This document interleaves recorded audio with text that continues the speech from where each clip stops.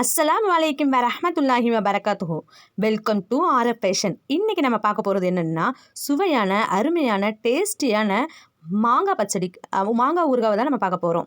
இன்ஷா அல்லாஹ் வாங்க வீடியோக்குள்ளே போகலாம். மாங்காய் எங்கள் வீட்டு தோட்டத்தில் உள்ள மாங்காய்.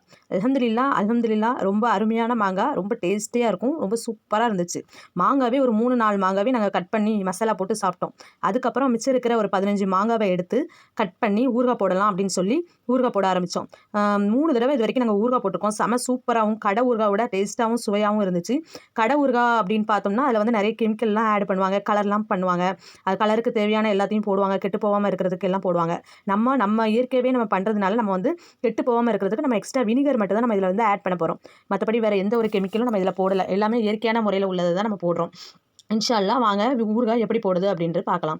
மாங்காவை சின்ன சின்னதாக கட் பண்ணிக்கிட்டோம். நம்மளுக்கு தேவைக்கு தக்கன ரொம்ப பொடிசாக கட் பண்ணாலும் ஓகே தான், கொஞ்சம் பெருசாக கட் பண்ணாலும் ஓகே தான். நம்மளுக்கு எவ்வளோ தேவையோ அந்த தேவைக்கு தக்கன நம்மளுடைய மாங்காவை நம்ம வந்து கட் பண்ணிக்க போகிறோம். இன்ஷா அல்லாஹ் இது எப்படி கட் பண்ணுறோம் அப்படின்றதையும், அதை வந்து எவ்வளோ அழகாக பார்க்குறதுக்கு அழகாக இருக்கணுன்றதும் நம்மளுக்கு வந்து தெரியணும். ஏன்னா வந்து மாங்காய் வந்து ஏனா தானான்னு நல்லா பெருசாக கட் பண்ணி போட்டோம் அப்படின்னா அந்த டேஸ்ட்டாக இருந்தாலும் அந்த மாங்காய் ஒரு பீஸ் எடுக்க சொல்ல அது ரொம்ப பெருசாகவும், ஒரு பீஸ் எடுக்க சொல்ல ரொம்ப சின்னதாக வரும். அதனால் நம்ம எவ்வளோ அளவுக்கு முடியுமோ அவ்வளோ அளவுக்கு நம்ம வந்து சின்ன பீஸாக கட் பண்ணால் ரொம்ப நல்லா அழகாக இருக்கும்.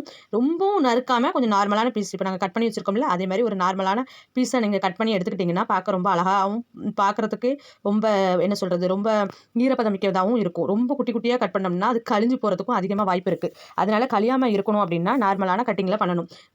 ஊறுகாய்க்கு என்னெல்லாம் தேவைன்னு இன்ஷா அல்லாஹ் வாங்க வீடியோக்குள்ளே போய் பார்க்கலாம். ஃபஸ்ட்டு பெருங்காய பவுடர், அதுக்கப்புறம் கடுகு வந்து 300 கிராம் நம்ம கடுகு பாக்கெட் எடுத்திருக்கோம். நம்ம கடை பாக்கெட்டில் தான் எடுத்திருக்கோம். அதனால் 50 கிராமாக மொத்தம் 6 பாக்கெட் எடுத்திருக்கோம்.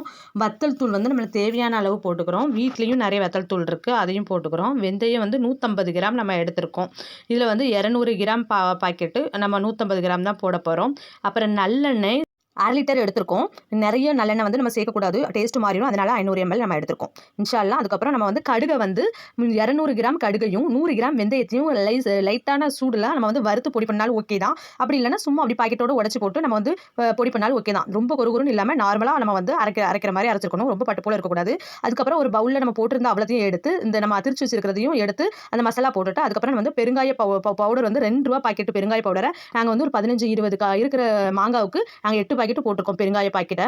நீங்கள் உங்களுக்கு தேவையான வாசனத்துக்கு ஏற்ற மாதிரி உங்களுக்கு எத்தனை சைஸில் நீங்கள் வந்து மாங்காய் எடுக்கிறீங்களோ அதுக்கு தேவையான பெருங்காயத்தை நீங்கள் போடலாம். நாம வந்து 2 ரூபா பாக்கெட் வந்து 8 பாக்கெட் போட்டிருக்கோம். அதுக்கப்புறம் 50 கிராம் ml மிளகாய் பொடியையும் போட்டுட்டு வீட்டில் அரைச்ச மிளகாய் பொடியையும் நாங்கள் போட்டிருக்கோம். அதுக்கப்புறம் ஃபுல்லாக கல்லுப்பு போட்டிருக்கோம். தேவையான அளவு நம்ம கல்லுப்பு, நம்ம டேஸ்ட்டு பார்த்து கூட நம்ம வந்து கல்லுப்பு போடலாம். தேவையான அளவு கல்லுப்பு போட்டு லைட்டாக கொஞ்சோன்னு கையில் கொஞ்சம் தண்ணி தொளிச்சிட்டு அதுக்கப்புறம் ஃபுல்லும் குளுக்கணும். எவ்வளோ நம்மளால் குளுக்க முடியுமோ அவ்வளோக்குள்ளே எல்லாமே மிக்சிங் ஆகிறதுக்கு தான் நம்ம குளுக்குறோம். லைட்டாக அந்த தண்ணி கூட எல்லாம் சேர்ந்து மிக்சிங் ஆகிறதுக்கு தான். இவ்வளோ நேரம் நம்ம வந்து மாங்காய் ஈரப்பதமாக தான் இருக்கும். ஆனால் ரொம்ப நேரம் நம்ம வெட்டினதுனால அந்த ஈரப்பதம்லாம் போய் காஞ்சு வறண்டு இருக்கும். அதனால் லைட்டாக நம்ம வந்து மாங்காய்க்கு கொஞ்சம் லைட்டாக தண்ணியை தொளிச்சிட்டு நம்ம வந்து அவ்வளோத்தையும் இது பண்ணுறோம். அதுக்கப்புறம் எண்ணெய் 500 லிட்டர் அப்படியே ஊற்றி 500 எண்ணெய் அப்படியே ஊற்றிட்டு கடுகு நல்லா பொரிஞ்சு வரணும். அதுக்கப்புறம் வெந்தயம் பொரிஞ்சு வரணும். இந்த ரெண்டையும் ஏற்கனவே மீதி இருக்கிற 100 கிராம் கடுகும் மீதி இருக்கிற 50 கிராம் வெந்தயத்தையும் நம்ம வந்து அதுக்குள்ளே போட்டு நல்லா பொரிஞ்சு வர்ற வரையும் நல்ல வாசனை, என்ன சொல்கிறது, நம்ம கிச்சனில் தாளிச்சோம்னா வீட்டுக்கு வெளியில் வர்ற வரையும் அந்த வாசனை அப்படி அடிக்கணும். நல்லெண்ணெய் வாசனையே சும்மா கமகமன்னு இருக்கும். இப்போ கடுகும் வெந்தயமும் போட்டதுனால ரொம்ப நல்ல வாசனையாக இருக்கும். எந்த அளவுக்கு வாசனை வருதோ அந்த அளவுக்கு டேஸ்ட் நல்லா கிடைக்கும். அதனால் நம்ம வந்து ஸ்பீடு ஃப்ளேமில் வச்சாலும் சரி,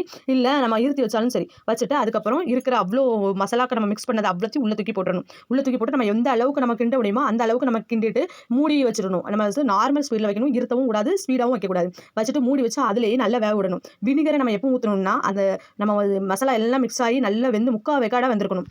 அந்த டைமில் தான் நம்ம வினிகரை வந்து நம்மளுக்கு தேவையாக்கேற்ப காவாசி அரைவாசி அந்த மாதிரி மாங்காய்க்கும் அதோடைய தேவைக்கு ஏற்றப்பல நம்ம அதை ஊற்றி வினிகரை போட்டு மிக்ஸ் பண்ணி வினிகர் போட்டு ஒரு 5 நிமிஷம் எல்லாம் அமுங்கினோன்னா நம்ம வந்து அதை வந்து ஆஃப் பண்ணிடணும். ஏன்னா நல்ல மாங்காய் வெந்துட்டு அப்படின்னா அது ஊற இருக்கிறது தான் டேஸ்ட்டாக இருக்கும். இப்போ நம்ம நல்லா வெந்து நம்ம எடுத்துட்டோம் அப்படின்னா டேஸ்ட்டே இருக்காது. அதனால நம்ம எந்த அளவுக்கு நம்ம வேக வைக்கக்கூடாது, 3/4 வேக்காடாக தான் நம்ம வேக வைக்கணும். அதுக்கப்புறம் நம்ம ஆஃப் பண்ணிவிட்டு இந்த ஸ்டோரேஜ் நல்ல ஒரு பருத்தி துணியை வச்சு கெட்டிட்டு மறுநாள் காலையில் அதை எடுத்து நம்ம வந்து ஒரு டப்பாவில் ஸ்டோரேஜ் பண்ணி நம்ம வச்சோம் அப்படின்னா நாள் பட ஊறுகாய் செம்ம டேஸ்ட்டாக இருக்கும். அஸ்ஸலாமு அலைக்கும்.